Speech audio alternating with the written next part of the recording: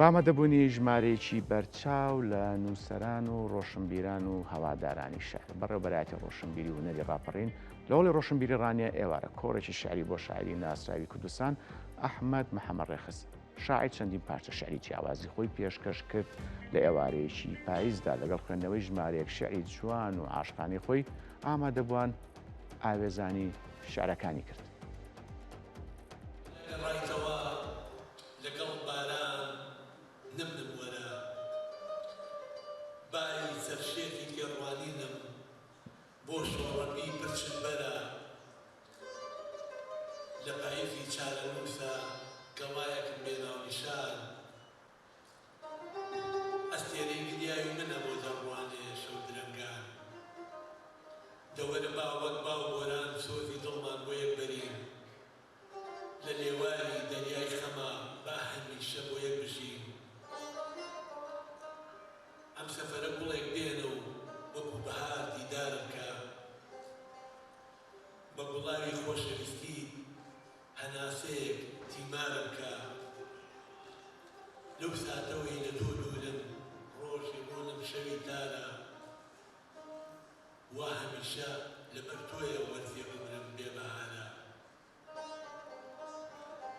ئێستاش تەنیا هەتاواسە چاوە ژێڕم کایەوانە بێ تۆ شەویش ئارام ناگرم کەمپی خەوم هەر بێدارە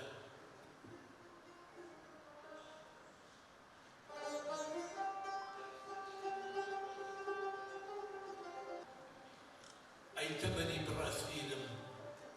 ئەڕۆی ئاوڕ نادێتەوە لەگەڵ هەموو هەنگاوێکدا لە عومری من ئەسووریتەوە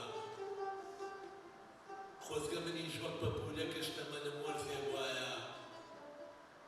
دوو لە خەم و تاڵی ژیان تەنیا گوڵم بناسیایە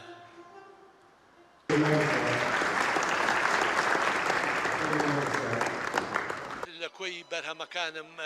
هەڵبژاردەیەک لە کۆی بەرهەمەکانمە خوێنمەوە لە کۆڕەکانە زیاتر ئەو شعرانە خوێنمەوە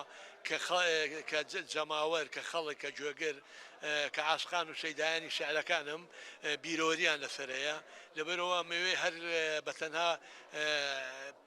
شعرەکە پەیوەست نەبێ بەخۆمەوە ئەمەوێ گرێدانێکی بیرۆری ئەو خەڵکە لەگەڵ هۆنراوەکانمان تێکەڵکەمەوە لە دوایەوە زنجیرە کۆڕانەی کە لە ئەوروپا سازم کرد ئێستا بڕیارم ماوە زنجیرە کۆڕێکی لە شارۆچکەکانی کوردستان ساز بکەم دوای ئێرە بەتەمام بچم لە شاری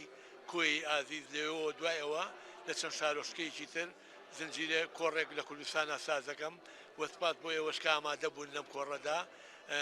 هیوادارم بتوانین زیاتر خزمەت بە وشەی کوردی و زمانی کوردی و ئەدەبی کوردی بکەین. کۆڕێکی زۆر باش و تێر و تەسەل بوو ئێمە پێمان خۆشە وەک دانیشتووی خەڵکی دەڤەری ڕاپەڕین ئەم زۆرە کۆڕانە بکرێن بۆی جیلی تازە ئاشنا بێت لەگەڵ شاعیرە کۆنەکانی خۆمان و شاعیرە ناسرا و بناوبانگەکانی ئێمە کە لە سەردەمی ئێستادا زیاتر بەڕێو سەردەمی تەکنەلۆژی دەڕۆین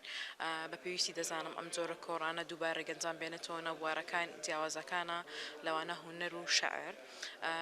کۆڕێکی زۆر تەواو بوو دەستخۆشی بوو مامۆستا کە زەحمەتی کێشا و دەستخۆشی بۆ هەمولایەک ئێوارە کۆڕی ئەبڕۆی بەڕێوەبەرایەتی ڕۆشنبیری و هونەری ڕاپەڕین بۆ شاعیری ناسراوی کورد شاعیری غینایی شاعیری لیریکی کاک ئەحمەد محەممەد یەکێک بوو لە هەرە کۆڕە سەرکەوتوەکان لە هۆڵی ڕۆشنبیری لێرە لە ڕانیە و جەماوەریشی ئەدەبدۆست شیعردۆست ئامادەی ئێوارە کۆڕەکە بوون بەڕاستی شعرەکانی کاک ئەحمەد محەممەد لە گوێچکەی هەمومان لە دڵ و دەرونی هەر هەموماندایە لەبەر ئەوەی زۆربەی هەرە زۆری گۆرانی بێژە بەناوبەکانی کوردستان هۆنراوەکانی ئەوەیان کردوتە گۆرانی لە گریانی مناڵیمە پێکەنینم بە خەم ئەهات کەچی ئێستا خەم دەریایە